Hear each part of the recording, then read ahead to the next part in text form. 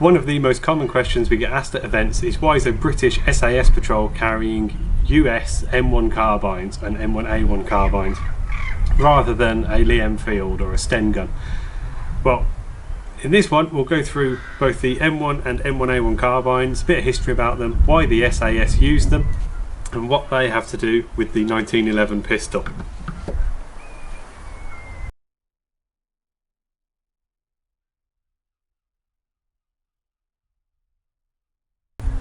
So we start with the M1 carbine.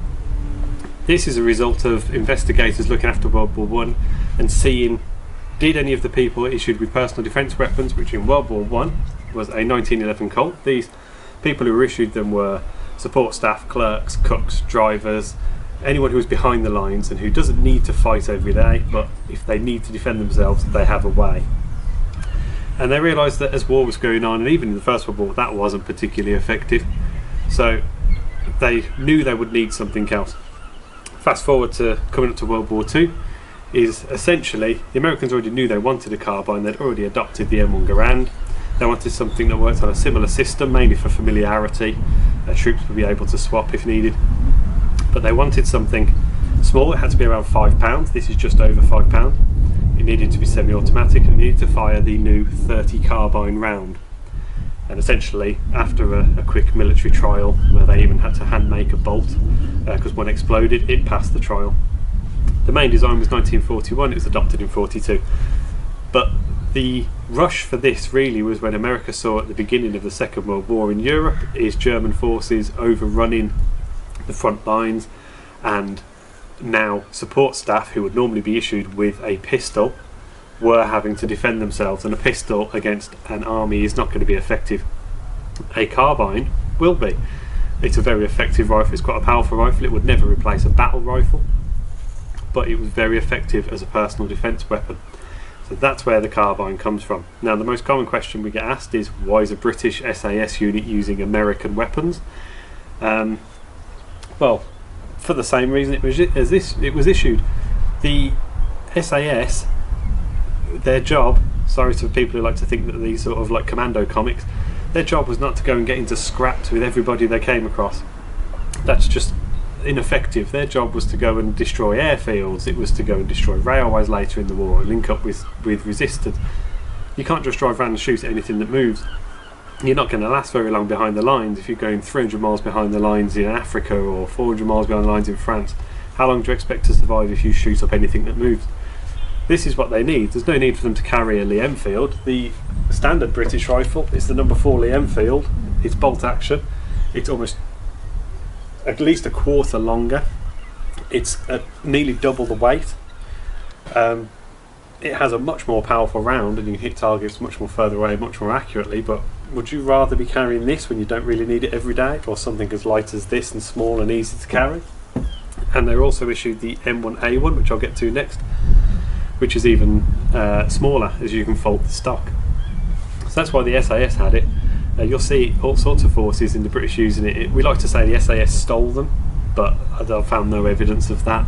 They would have been issued them for, it's a good personal defence weapon. Glider pilots were issued them, British glider pilots, for that reason. The main job of this is personal defence, so you'll see them used with the Americans. It's not as a battle rifle. They have the Garand for riflemen that are on the front line. This is for people who behind the lines, drivers, clerks, cooks, but it's also for machine gunners, radio operators, glider pilots, anyone whose primary job is not fighting in a foxhole on the front line with a rifle, but someone whose primary job might be a mortarman, and when you're out of ammo or you need to go and get ammo or whatever, you need to defend yourself, you've got an effective rifle but you're not carrying around a huge M1 Garand in the American case, or in our case the number 4. And that is where the idea of this being used for special forces comes from. And as you can see, the ammunition, there's a significant difference between the 303 and the 30 carbine. The magazines are smaller, you can carry more ammunition, you can just put it in your pocket. It was the perfect weapon for special forces. It's interesting to note that at this point in the war, the SAS personal defence weapon was still a Colt automatic pistol, just like in World War One. But on the after-action report for BULBASKET, Captain Tonkin remarks, "A Colt automatic is definitely insufficient, and every man should have a long-range weapon, either a .30 carbine or a Bren gun."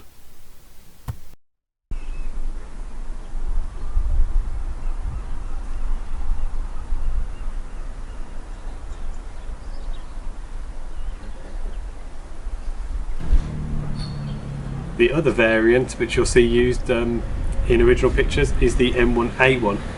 Now, it's the same rifle, it works the same, it's denoted by it's still an M1, it's just an A1, it's an upgrade.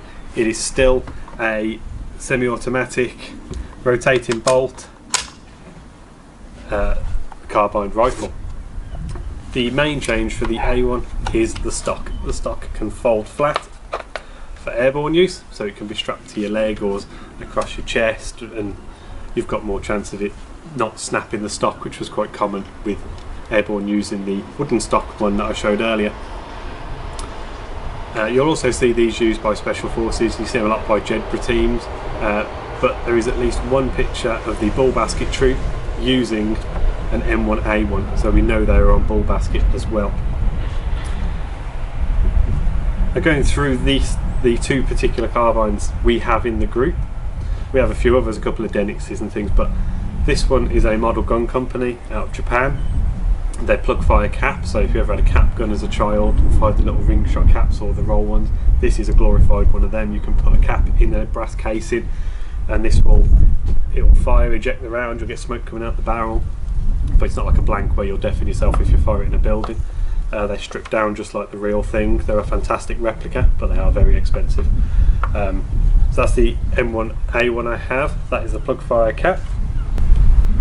This particular M1 carbine, I should say, is a strange one. That it's made by Universal, and Universal basically bought up all the M1 carbine parts that were surplus after the war, as the Americans moved on to the M2, which was fully automatic, and tried to adopt it instead of the M1 Garand and to replace it in Korea, and it didn't work. But they bought up all the surplus M1 parts and would sell them to the civilian market. They sold them all over the world. You could even buy them in this country. This one actually has British proof marks all over it. In fact, a user over this side of the pond was the Royal Ulster Constabulary. You see a lot of these in pictures of the Troubles. You'll see Royal Ulster Constabularymen using M1 carbines, and it's generally a universal carbine, mostly made up of wartime parts, and then they'd make up the other parts as they went along. This has a slightly different cock and handle, but this one is deactivated. It has a moving slide, but the bolts and everything else is welded and the trigger's welded. And I got this through somebody who I don't quite think they knew what it was, maybe, and had passed it on to someone else who passed it on to us, and it's a fantastic addition to our display. You'll also notice on the back of this we have Jean de Mello and the Cross of Lorraine on the back. This is in memory of a resistance fighter who was captured, held prisoner, and then killed in late 1943. He was executed at a place, I believe it's pronounced Butte de Bar, just outside of Poitiers. I think he was 22 years old, and by fluke, when we were in the Vienne, we actually visited a bar just to wet our whistle, and it turns out that after giving the family members a look around the Jeep, and one of them even a ride in the Jeep, they told us this story and told us that the museum we were going to had his name in the book there. We found the book, we found the name, and we thought it's a nice way of remembering someone, as we have a slight personal connection, because we've actually met the family of this person who so young gave their life as a resistance fighter fighting in the Vienne region. There's a nice bit of personalisation, and you see this quite often with resistance weapons, is they will write their names or carve their names on them. That's the same reason we have the French helmet with FTP, which is the communist wing. Most of the resistance fighters we seem to find in the Vienne were FTP, and we certainly seem to have found the FTP were the most aggressive. But unusually with BULBASKET, under Amedy Mangard, who was the SOE agent, he actually had the de Gaulle followers and the communist followers fighting side by side. There's some great pictures where you'll have the leaders of both, which normally would never go near each other with such violently opposing political agendas. Nice little bit of history for the BULBASKET bit, and fair play to Amedy Mangard for making that happen. By mid-44, the Maquis were to receive M1 carbines, and as the SAS's role was also to train, equip and arm the Maquis in the Vienne region, it made sense to take the carbine, as they knew the Maquis would be getting dropped with it. They could teach them it, get them familiar with it, and there would already be a system of supply for the ammunition in the area.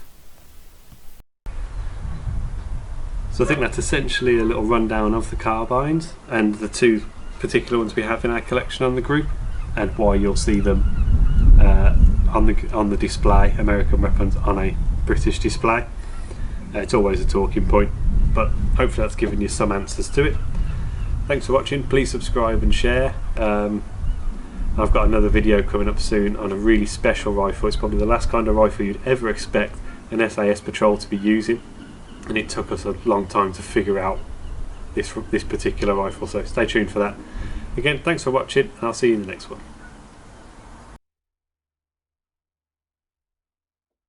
The Cross of Lorraine. This is in memory of a resistance fighter who was captured, held. Is in one of his reports writes that every trooper should be issued a